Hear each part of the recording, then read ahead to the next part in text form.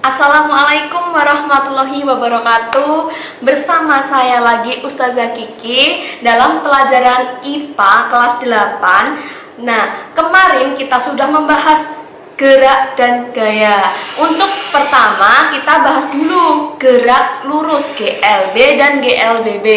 Nah, untuk selanjutnya hari ini saya akan membahas mengenai kelanjutannya, yaitu gaya dan hukum Newton. Oke, siap? Kalian tetap semangat?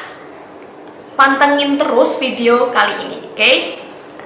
Untuk pertama, mengenai pengertian gaya. Gaya itu apa ya?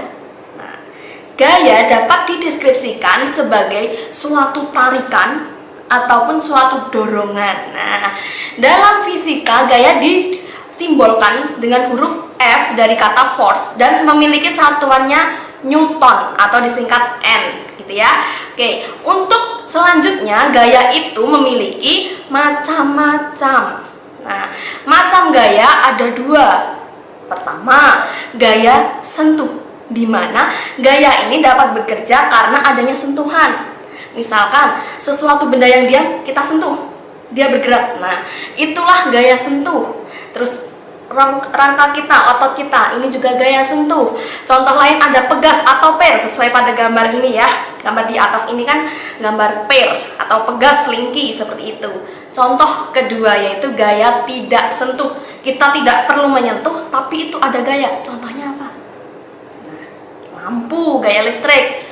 Nah, gaya yang pasti ada di bumi yaitu gaya gravitasi bumi, di mana semua makhluk dan benda yang ada di bumi selalu menuju ke pusat bumi atau yang ada di bawah kita. Itulah gaya tidak sentuh.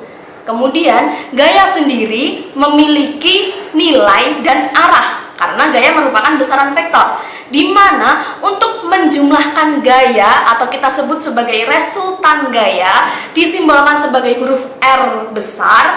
Nah, misalkan ada balok kayu di sini. Nah, balok kayu kita beri gaya ke kanan.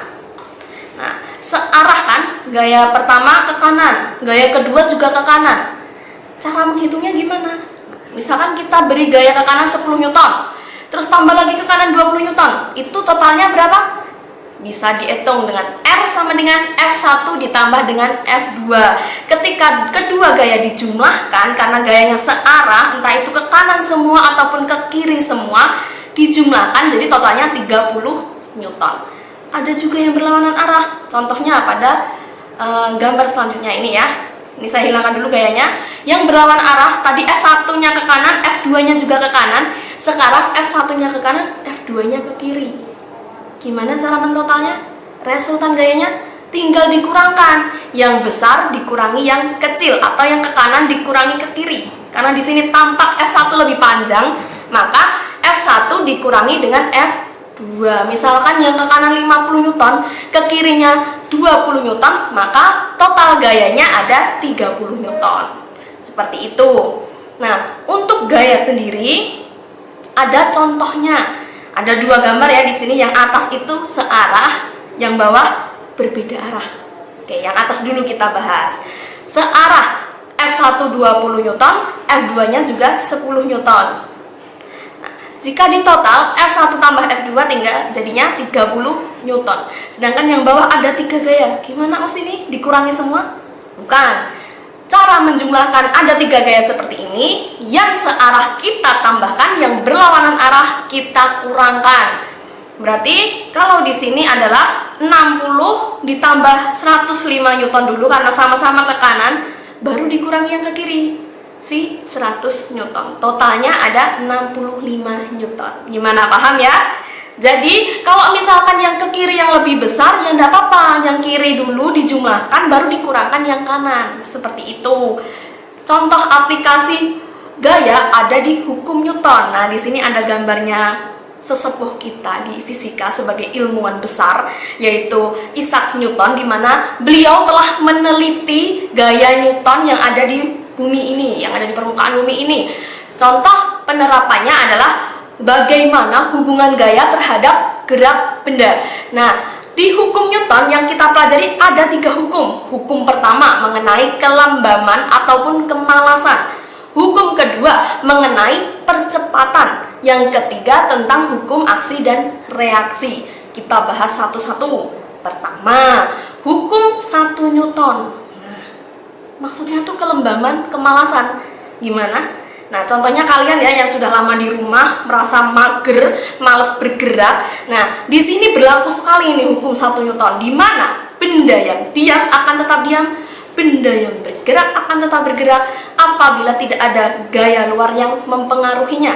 Jadi di sini misalkan ada roda diam, ketika kita dorong, roda itu akan berputar.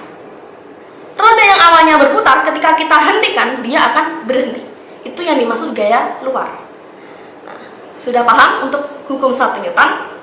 Mari kita lanjut ke hukum yang kedua. Hukum 2 Newton mempelajari mengenai bagaimana percepatan yang terjadi dengan benda. Nah, di sini ada dua benda, dua makhluk yang sedang berboncengan dan bersepeda sendiri ya. Nah, yang atas ada seseorang yang bersepeda sendiri dengan santainya, karena dia merasa enteng. Sepedanya bagus, dianya sendirian, enteng. Nah, dia cepet, mengayuhnya cepet. Tapi yang bawah sudah boncengan, bawaannya berat, nah sampai nggak bisa jalan. Ataupun kalaupun bisa jalan itu pelan. Sama halnya kalau kalian sedang bersepeda sendirian sama disuruh boncengin kakak atau adik, itu mesti lebih berat yang kalau memboncengkan kan. Nah, seperti itu adalah prinsip hukum 2 Newton, di mana hukum 2 Newton menyatakan bahwa percepatan suatu benda berbanding lurus dengan gaya yang diberikan. Maksudnya, ketika kalian mengayuh sepeda dengan santai, ya akan berjalan dengan pelan. Tapi kalau kalian memberi gaya yang besar, mengayuhnya semangat, akan lebih cepat. Dan berbanding terbalik dengan massa. Kalau kalian bersepeda sendiri ya lebih cepat dibanding bersepedanya bonceng 2 atau bonceng 3 ya. Itu akan lambat atau malah nggak bisa bergerak. Itulah hukum 2 Newton. Ada aplikasi soal hukum 2 Newton yang mengerjakannya dengan menggunakan kesamaan ini. Dari pengertian dan definisinya dapat disimpulkan suatu persamaan hukum 2 Newton di mana percepatan sama dengan total gaya dibagi dengan massa. A sama dengan sigma F dibagi dengan M. Untuk aplikasi soalnya, soal pertama diperhatikan. Ada balok kayu memiliki massa 5 kg. Ada 2 gaya yang mempengaruhi, ke kanan semua. Ingat tadi resultan gayanya gimana ya? Resultan gaya sama dengan gaya total. Nah, resultan gayanya ke kanan semua, 20 Newton dan 10 Newton. Bagaimana percepatannya? Berikut penjelasannya. Percepatan dapat dihitung dengan sigma F atau gaya total dibagi dengan massanya. Sigma F-nya 20 ditambah 10, 30. Dibagi massa 5 kg. Jadi totalnya ada 6 meter per second kuadrat. Berikutnya contoh selanjutnya. Nah, ada orang bersepeda sendirian sambil dengerin lagu. Nah, seorang pemuda ini bersepeda santai di sore hari. Massa total dirinya dengan sepedanya ini ada 60 kg. Apabila ia mengayuh sepeda dengan percepatan 2 meter per second, lalu berapa gaya yang harus dikeluarkan si pemuda itu? Nah, cara dihitungnya sama, menggunakan persamaan hukum 2 Newton di mana A sama dengan gaya total dibagi dengan massa. Jadi kalau untuk mencari gaya atau gaya total, sigma F sama dengan massa dikali dengan percepatan. Massanya 60 kg, percepatannya 2 meter per second kuadrat. Maka dari itu, gaya total yang dilakukan oleh pemuda ini ada 120 Newton. Bagaimana? Paham dari dua soal ini ya? Yang soal pertama mencari percepatan, yang soal kedua mencari gaya total. Selanjutnya, hukum Newton yang terakhir yaitu hukum 3 Newton di mana menyatakan hukum aksi dan reaksi. Jadi gini, kalau kalian ingin diperlakukan oleh orang lain dengan baik, ya mau nggak mau kita harus memperlakukan orang itu dengan baik. Kalau kita mau mendapat banyak, ya kita harus mau memberi banyak. Begitu sudah diatur di hukum 3 Newton, di mana jika suatu benda memberikan gaya kepada benda lain, maka benda itu akan mendapatkan juga gaya dari benda yang dikenainya. Jumlahnya sama besar, hanya berbeda arah. Maka dari itu dapat disimpulkan bahwa F aksi atau gaya aksi sama dengan gaya reaksi, hanya ada tanda minusnya. Nah, tanda minus di situ artinya arahnya berlawanan. Misalkan saat mendayung, kita lihat ya, seseorang kalau mendayung itu mesti arahnya ke belakang, nggak pernah mendayung ke depan. Nah, ketika orang memberi gaya dayung ke belakang, perahunya akan jalan ke depan. Sama halnya saat kita berenang, tangan itu mengayunnya ke belakang, tapi badan kita akan menuju ke depan. Seperti itu. Banyak lagi contohnya. Memukul tembok, itu kita merasa sakit, itu juga aksi reaksi. Seperti itu hukum 3 Newton.